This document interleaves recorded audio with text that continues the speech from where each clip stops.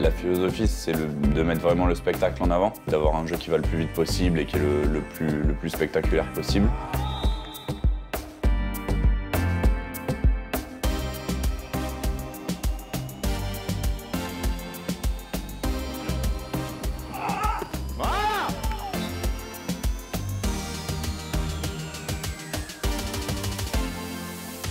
Le côté un peu ludique et cool du handball que tu as envie de faire des fois pendant l'année, genre les kung-fu, bah, tu peux le faire l'été sur le sable.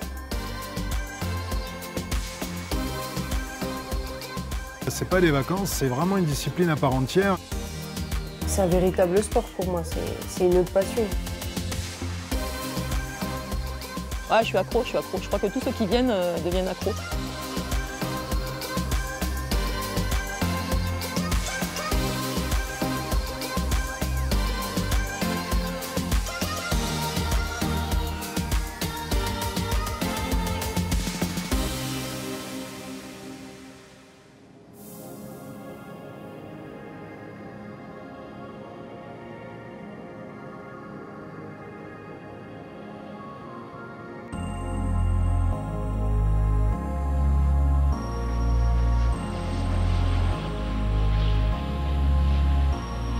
C'est un voyage aux allures de pèlerinage pour l'équipe de France de beach handball. Poser les pieds sur le sable espagnol, c'est venir s'imprégner de la culture d'un sport qui se pratique dans le pays depuis une vingtaine d'années. Ils ont entre 18 et 40 ans, jouent dans différents championnats français de la 1e à la 4e division et dans le prolongement de leur saison, ils ont choisi le sable, la chaleur et le bord de mer. À 2 semaines de l'Euro, l'ultime stage de préparation des Bleus a de nombreux objectifs pour les pionniers de cette discipline. Essayer de voir un peu où on en est, voir si on a bien bossé pendant les stages précédents. Et pour notre niveau, j'ai fait essayer de faire 2 bons petits matchs.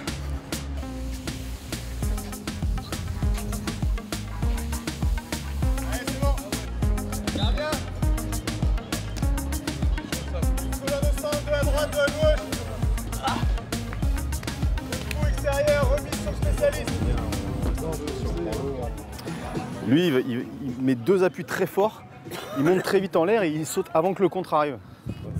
Il faut sauter un peu plus tôt sur lui. Ouais. L'ailier gauche, barbu.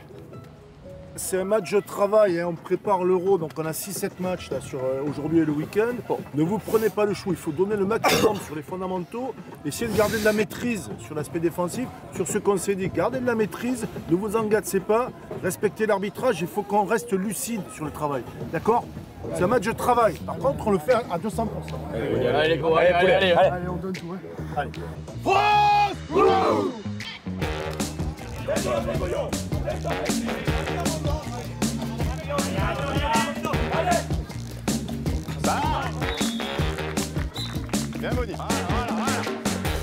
C'est le premier match de la saison et l'adversité est de taille pour les 12 joueurs de l'équipe de France.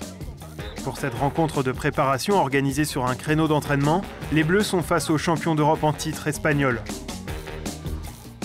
Sur le sable brûlant des Canaries, les Français viennent retrouver les repères oubliés de l'an passé et le test se déroule sans accroc. Il se conclut même par une victoire face à une équipe qui débute sa préparation. Bien Nico! Parfait! Voilà. Bien!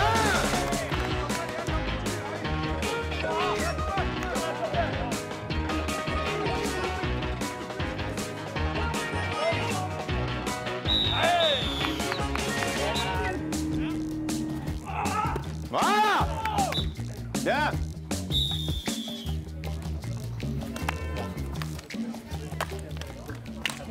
L'activité défensive est vraiment bonne. Ça fait plaisir de voir qu'on a travaillé et que sur des joueurs comme ça paye. Je suis content ce matin, les gars. Et vous deux pouvez l'être aussi. C'est bien, les gars. Bien les gros. Super. Allez. Garde-le pour l'instant. C'était ton premier match. C'est mon premier vrai match face à une équipe internationale. Et franchement, j'ai adoré. C'est un autre aspect du hand et ça fait progresser aussi au hand. Et franchement, c'est tout bénef. S'il profite de ces moments, c'est en partie grâce à son père, Éric Quintin, champion du monde 1995 et initiateur du projet avec Michael Ilyes, le sélectionneur français. Souvent assimilé à du sandball, discipline de loisirs et d'exhibition jouée sur la plage, l'histoire beach handball commence ici, en 2016. Sur la côte aquitaine, c'est un stage de découverte qui pose les premières bases du projet français. Des professionnels et de jeunes joueurs sont conviés à venir tester la discipline pour former un collectif bleu-blanc-rouge. Sollicité par les fédérations internationales et européennes, la France se lance après des années de réflexion et d'hésitation. C'est vrai qu'on m'a tout de suite mis un peu la pression en me disant mais comment ça se fait, on est content de te voir, comment ça se fait que la Fédération française de handball ne s'inscrit pas sur les compétitions de beach handball, vous jouez en salle, vous gagnez tout et en beach handball vous êtes absent complètement, on trouve ça assez aberrant et c'est dommage pour le développement du beach handball parce que même si ça fait 20 ans que ça existe, c'est une pratique qui est en plein développement. Le sandball, c'était autre chose, c'était festif. Donc rien à voir avec ce qu'on produit nous et ce qu'on veut montrer comme valeur sur le terrain. Aujourd'hui, on se rend compte qu'on peut développer le handball sur la plage tout en ayant un aspect compétitif.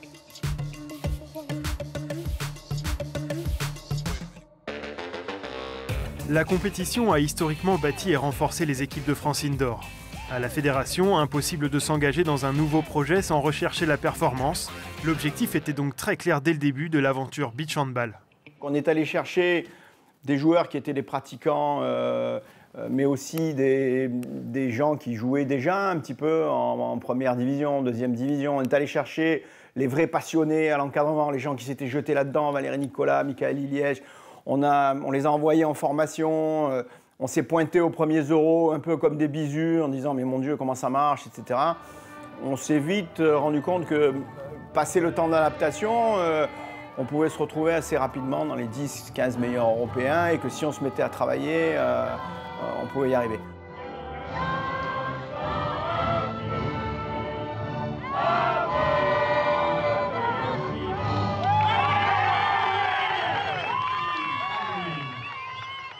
Le paradoxe de notre construction, c'est l'idée que dans la pyramide du beach, on a commencé par le sommet, par le haut. On s'est dit, partons du haut, ça brillera et ça entraînera les autres.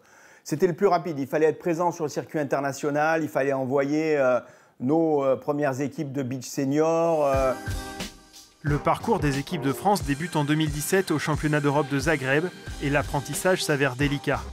Après quelques entraînements seulement, l'équipe de France masculine remporte 3 matchs sur 9 et termine 13e sur 14 nations engagées. Plus en réussite, les filles décrochent une 7e place qualificative pour les championnats du monde un an plus tard en Russie. L'aventure prend donc de l'ampleur à Kazan, mais plusieurs joueuses n'ont pas été libérées par leur club. C'est donc une équipe renouvelée et rajeunie qui prendra la 11e place d'un mondial remporté par la Grèce. L'expérience accumulée est gigantesque et servira forcément dans les années à venir. C'est sûr que la fédération met un petit peu plus de moyens au fur et à mesure, donc ça c'est bien pour nous, au niveau des stages, au niveau de la préparation. Maintenant on reste encore des bébés dans le monde du beach, ça fait depuis les années 90-95 que les autres ont commencé, donc nous on est encore à la traîne mais on veut apprendre vite.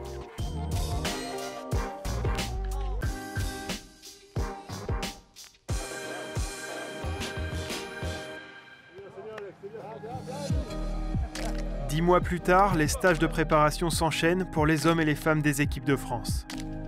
Certains débutent leur 4e saison sur le sable et d'autres découvrent la discipline pour la toute première fois. Les objectifs sont communs, oublier le handball en salle, appréhender les subtilités du beach et façonner 2 collectifs cohérents en vue de l'Euro.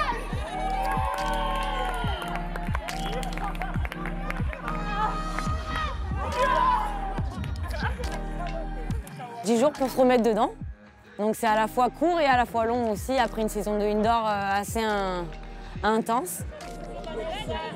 On a acquis pas mal d'expérience et d'un point de vue technico-tactique aussi. Donc c'est super agréable de se dire que même si on n'en pratique pas tout au long de l'année, on arrive à retrouver vite des sensations.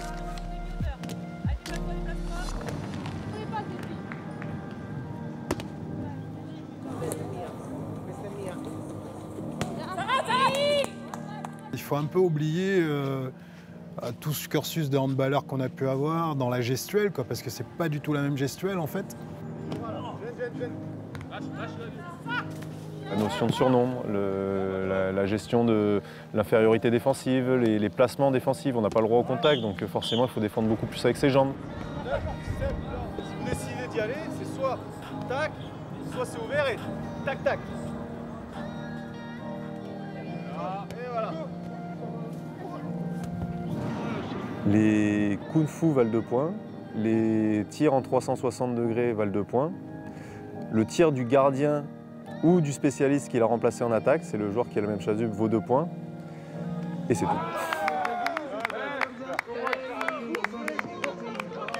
C'est un sport qui va très vite, 2 fois 10 minutes, hein, il faut réagir très rapidement. Ça va d'un côté et de l'autre, il y a plein de choses qui se passent. Tactiquement, c'est riche. Donc du coup, tu as moyen d'arriver à piéger l'adversaire avec des feintes de regard, feintes de passe, des renversements. Tu es 4 contre 3 en attaque, tu as un spécialiste avec une chasuble qui est différent, et puis en défense, tu es en infériorité numérique. Donc au départ, on va dire que tu es perdant en défense. Mais comment tu fais pour arriver à piéger l'autre ? Il faut maîtriser une gestuelle de passe qui n'est pas forcément celle de l'indoor, des trajectoires de passe, etc. Être forcément mobile, parce que le sable demande quand même une exigence physique qui est particulière. Et puis voilà, être vraiment dans cet aspect de piège et de jeu avec l'adversaire. Et une fois qu'on a chopé tout ça, après c'est des relations très fines entre les mecs, mais voilà, avant tout, je dirais des qualités physiques de vitesse et d'explosivité, et aussi de la dextérité sur les passes et les shoots. En 2019, c'est auprès des championnes du monde que les filles finalisent leur préparation. Sur l'île de Paros, elles disputent de nombreux matchs amicaux face aux Américaines et aux Grecs, la solution la plus efficace et la plus ludique pour progresser. On est tellement parti de rien qu'on est obligé de voir ce qui se fait ailleurs. C'est tout nouveau pour nous. Donc voilà, je pense qu'on commence à prendre de la bouteille, que maintenant on sait qu'on peut mettre en difficulté des équipes parce qu'on a travaillé sur des choses et on sait qu'il y a des choses qu'on sait très bien faire maintenant. Donc on s'appuie quand même sur un bon socle des années passées et puis on essaie toujours de voir ce qui peut être fait en mieux. Le schéma est similaire chez les hommes. Aux Canaries, les Bleus sont engagés dans un tournoi auprès des Portugais et des Espagnols, 2 sélections rodées à ce genre d'événement. Avant match, les échauffements prennent parfois des allures de jeu sur la plage, mais ce n'est qu'une apparence. L'exigence se doit d'être proche de celle du haut niveau pour parvenir à se rapprocher de l'élite, le tout avec 2 idées en tête, prendre un maximum de plaisir et progresser le plus rapidement possible.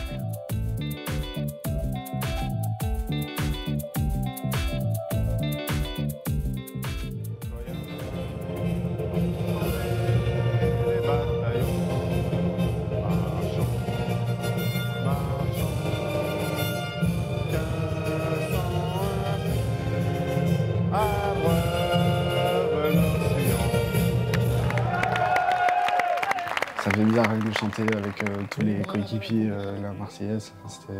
C'était des émotions que je connaissais pas, quoi. Porter le maillot de l'équipe de France, c'est un truc de fou, clairement. C'est la raison numéro 1, je pense, qui nous fait venir l'été, c'est d'avoir la chance de porter ce maillot, surtout avec tout ce qu'il représente dans le monde du handball. Alors même si là c'est du beach handball et que c'est le monde élargi du handball, mais ça décuple en plus notre envie de développer le beach handball et de le rendre compétitif, de le rendre attractif et le meilleur possible. Fer de lance du projet français, le gardien de but aime laisser son poste de côté durant l'été. Sur le sable, il prend du plaisir à jouer en dehors de sa surface. Face au Portugal ce soir-là, il retrouve à l'aile opposée son petit frère Nicolas. 9 ans séparent ce professionnel aguerri et ce jeune amateur peu expérimenté en indoor, mais leur profil complémentaire symbolise à eux deux l'esprit de cette équipe de France. C'est bon, fini. La famille Desmonnets illustre très bien ce que peut être le beach handball. Rémi qui s'est investi depuis le début de l'aventure tout en étant professionnel. Son petit frère Nico qui l'a amené sur des tournois un peu amateurs, un peu de club surtout. Et il a pris la fibre et Et Nico, tous les étés, il commence, il va s'entraîner tout seul sur les plages de Palavas, il prend son ballon, il va faire des 360, il va tirer contre le mur. Il regarde des vidéos de tous les championnats et c'est quasiment le seul joueur de beach aujourd'hui qu'on a en France, spécifique beach.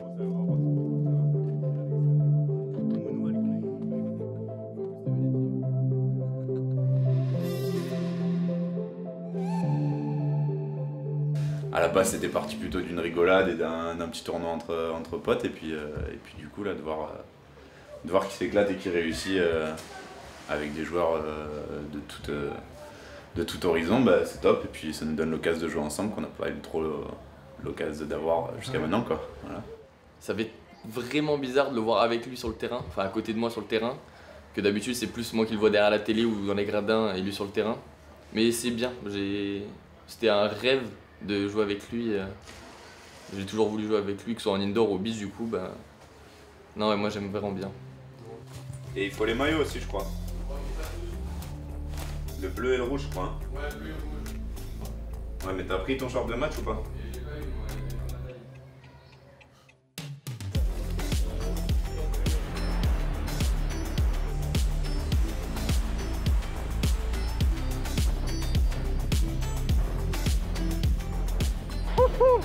Plein d'échauffement beach handball de 2019. Nous avons un contexte parfait. Ouais, ça fait du bien, franchement. Avec un temps pareil, on peut qu'apprécier. Surtout avec la vue, on peut qu'apprécier aussi. C'est pas mal. C'est des bonnes conditions pour se mettre en action pour le match de ce soir. À l'heure où certains handballeurs entretiennent leur physique seuls dans les salles de sport durant les vacances d'été, les joueurs de beach ont choisi une option plus fun pour garder la condition, un argument qu'ils aiment mettre en avant pour faire venir d'autres joueurs de salle à leur côté.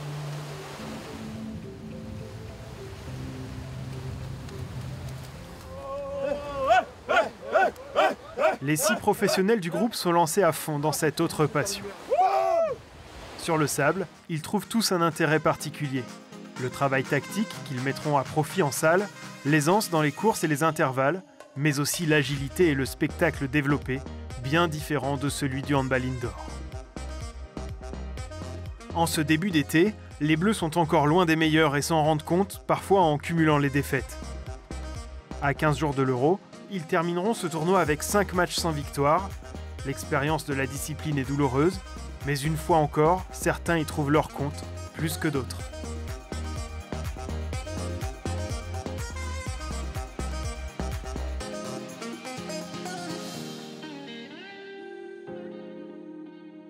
À quel moment c'est grave? À un moment, on veut gagner un match. À un moment donné, le capital confiance, il commence ici. Parce que quand on va perdre là-bas, c'est -2, c'est 0. À quel moment on veut gagner un match? C'est ça. À quel moment on apprend la culture de la gagne? Merci. Voilà ce que moi j'ai envie d'apporter à cette équipe. C'est à la fois mon expérience avec quelques anciens et surtout transmettre aux jeunes peut-être la gestion des moments difficiles, la gestion de l'échec après les matchs, comment rebondir pour quand on arrive en Pologne, on soit des guerriers et surtout des gagnants.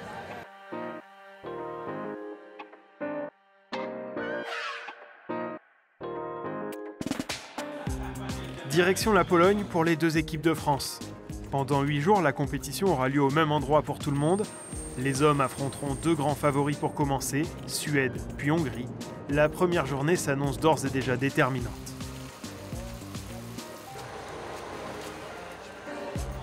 À Stare Jablonki, au cœur de la verdure, 40 équipes disputent le tournoi. De nombreux handballeurs et handballeuses professionnels ont fait le déplacement sur leur temps de vacances, mais ici, la compétition est à 100% amateur. Le développement de la discipline est au cœur du projet de tous ces pionniers.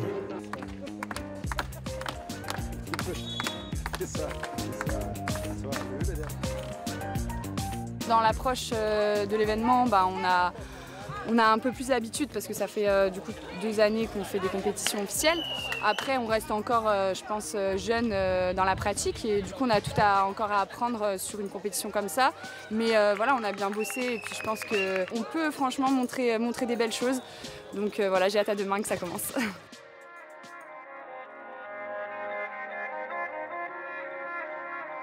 Concentrez-vous sur chaque set à ce début de set.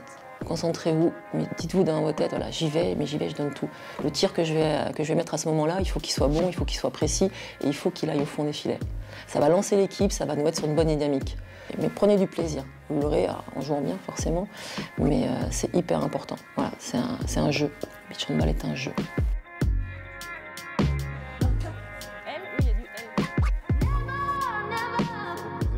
La journée de demain, pas besoin de vous le rappeler, elle est capitale. On a 3 matchs, il faut en prendre à minima 1. Mieux ce serait 2 pour éviter d'aller jouer la qualification contre la Pologne le lendemain sur le central devant leur public. On a un groupe qui vit bien ensemble. C'est l'image que je veux qu'on retienne du beach handball. Moi, c'est ce côté fédérateur, ce côté vivre ensemble, vivre en groupe. Et maintenant, il faut prouver que cette vie de groupe, c'est un vecteur de performance et aller chercher des victoires ensemble qui nous permettront peut-être de vivre des moments forts pendant cette semaine. Bon euro à vous les gars. Bon euro, bonne soirée, bonne nuit, récupérez bien et frais demain. Allez. Un mot.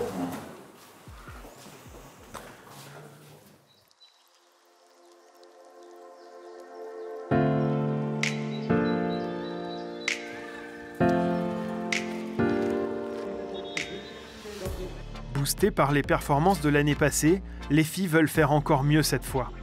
Dans un coin de leur tête, une qualification pour le prochain championnat du monde semble être cohérent, mais la discipline réserve toujours son lot de surprises. Pour le premier match de l'Euro, le Portugal est considéré comme un adversaire abordable, mais les Françaises ne font pas le début de tournoi espéré. Pourtant, bien dans le rythme, la réussite n'est pas au rendez-vous. Les Bleus cumulent les erreurs et les Portugaises savent les exploiter. À court de solutions, dès les 10 premières minutes de ce rendez-vous primordial, le premier set est perdu d'un rien et une frustration à vite oubliée s'empare du groupe.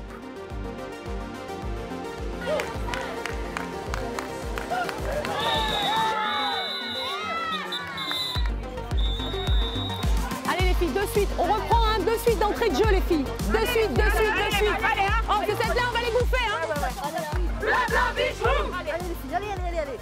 C'est la particularité de la discipline. Tout peut être rétabli lors du deuxième set pour décrocher une séance de shoot-out, l'équivalent des tirs au but. C'est avec cette perspective en tête que les coéquipières de Clarisse Wild et Maud Eva Copy relèvent la tête. Plus 8 en moins de 2 minutes, le scénario est idéal. Parfaite en table, les filles, on est bien en défense, on regarde, qui était bien placé, pas trop au départ aussi, donc exactement comme on avait dit. Mais sur le sable, tout va très vite. Et contrairement au handball indoor, en quelques actions, un match peut être totalement inversé. Sans trembler, les Portugaises refont rapidement leur retard ce jour-là. À 18 secondes de la fin du set, l'équipe de France est menée d'1 point et le rôle de spécialiste prend toute son importance. Pas besoin de shoot à 360 ou de kung-fu pour marquer 2 points. Lorraine Catani a la victoire au bout des doigts.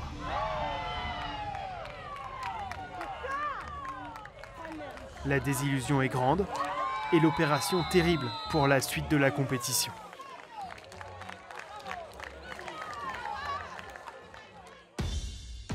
L'éclaircie tricolore devra donc venir du tournoi masculin quelques minutes après le match des filles.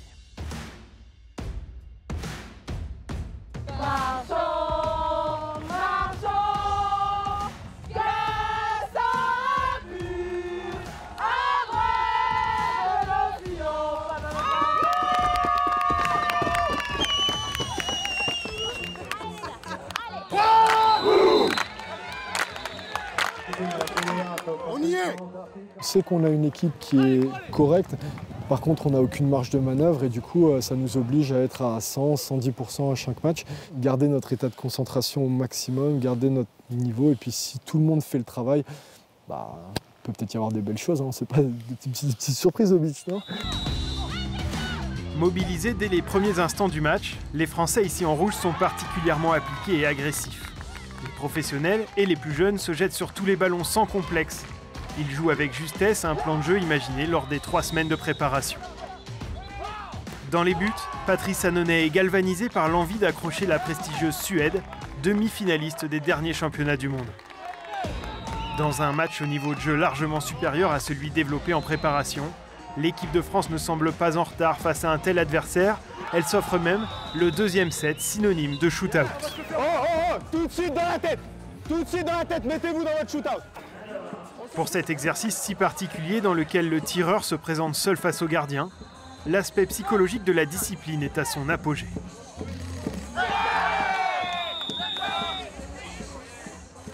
Les Français semblent bien maîtriser leur sujet, parfois aidés par la réussite nécessaire à ce niveau. Lors de cette séance, tout en intensité, l'ancien gardien du Paris Saint-Germain arrêtera 3 tirs sur 5 pour permettre à l'équipe de France de l'emporter et de basculer dans l'euphorie quelques instants.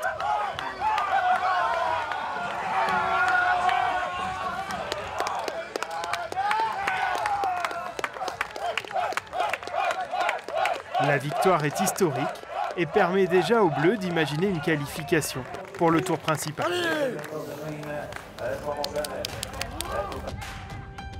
Chez les filles, le premier match a laissé des traces et rien ne semble se passer comme prévu. Malgré une écrasante victoire contre Chypre, la Hongrie et la Pologne empêchent l'équipe de Valérie Nicolas de sortir de la phase de poule. Comme une piqûre de rappel, l'apprentissage est une nouvelle fois le mot d'ordre. Ça fait vraiment pas longtemps qu'on joue ensemble, donc ça fait beaucoup quand même. On découvre l'arbitrage, on découvre les compétitions année après année. Et du coup, il faut tout le temps qu'on se réadapte. Et c'est vrai que je pense que ça va le faire. Ça va le faire, mais il nous faut encore un peu de temps, je pense. Cette progression s'effectue avec davantage de sourire et de satisfaction sur ce championnat d'Europe masculin. Malgré les interrogations qui accompagnaient l'équipe au début de cette campagne, tout s'est mis en place rapidement et les handballeurs tricolores se sont totalement adaptés au sable. Dans un enchaînement de belles performances, les Bleus passeront même tout près d'un exploit monumental face aux Hongrois lors d'une intense séance de shoot-out, de quoi acter leur arrivée auprès des tout meilleurs.